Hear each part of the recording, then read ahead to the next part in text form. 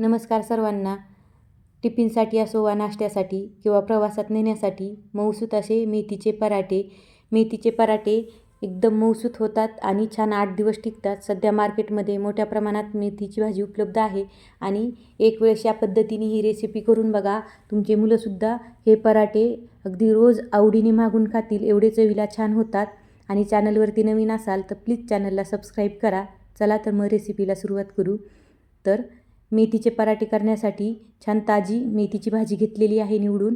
आता भाजी छान स्वच्छ पाण्याने धुवून घ्यायची. भाजी छान स्वच्छ धुवून झाली की भाजी बारीक कट करून घ्यायची. तर भाजी अगदी बारीक अशी कट करून घ्यायची, म्हणजे आपल्या पराठ्यामध्ये छान तिची चव लागते. आणि पराठ्यासाठी भाजी घेताना जास्त प्रमाणात घ्यायची, म्हणजे पराठ्याची चव छान होते. तर बघा, भाजी एकदम बारीक अशी कट करून घेतलेली आहे. 1 कप गव्हाचं पीठ आणि पाव कप बेसन पीठ घ्यायचं. त्याच्यामध्ये बारीक कट केलेली मेथीची भाजी घालायची. आता हिरवी मिरची, अद्रक, लसूण आणि जिरे यांचं वाटण करून घेतलेलं आहे ते घालायचं. त्यानंतर बारीक कट केलेली कोथिंबीर, चवीनुसार मीठ आणि हळद घालायची. साधारणतः अर्धा चमचा हळद. आणि आपण हिरवी मिरची घातलेली आहे त्यामुळं आवडीनुसार थोडंसं लाल तिखट घालायचं, त्यामुळं रंग छान येतो. 1 मोठा चमचा तीळ आणि पाव चमचा ओवा घालून घ्यायचा. 2 चमचे तेल घातलेलं आहे आणि 1 मोठा चमचा दही घातलेला आहे. दह्यामुळं पराठ्याला चव ही छान येते आणि एकदम असे मऊसूत आणि खास्ता असे हे पराठे तयार होतात दह्यामुळं. त्याच्यामुळं दही पराठ्यामध्ये अवश्य घालायचं.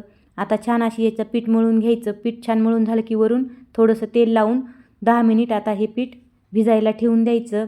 तर पिठामध्ये तुम्ही तेलाऐवजी तूप पण घालू शकता. आता 10 मिनिटानंतर याचे पराठे करायला घेऊयात. छान छोटासा गोळा घ्यायचा आणि एक वेळेस लाटून घ्यायचा आणि आता याच्यावरती तेल लावायचं. तेल पूर्ण सगळीकडून लावून घेतलं की त्याची घडी घालून आपण घडीचे पराठे करणार आहोत. तर मेथीचे पराठे आपल्या साध्या चपातीसारखे फुगत नाहीत, पण घडीचे केल्यामुळं त्याला छान अशा लेयर येतात आणि छान ते असे खास्ता होतात. त्याच्यामुळं असे घडीचे पराठे करून घ्यायचे. छान पराठा लाटून घ्यायचा. एक वेळेस तुम्ही अशा पद्धतीने करून बघा. दही, तीळ याच्यामुळं हे पराठे चवीला खूप छान होतात.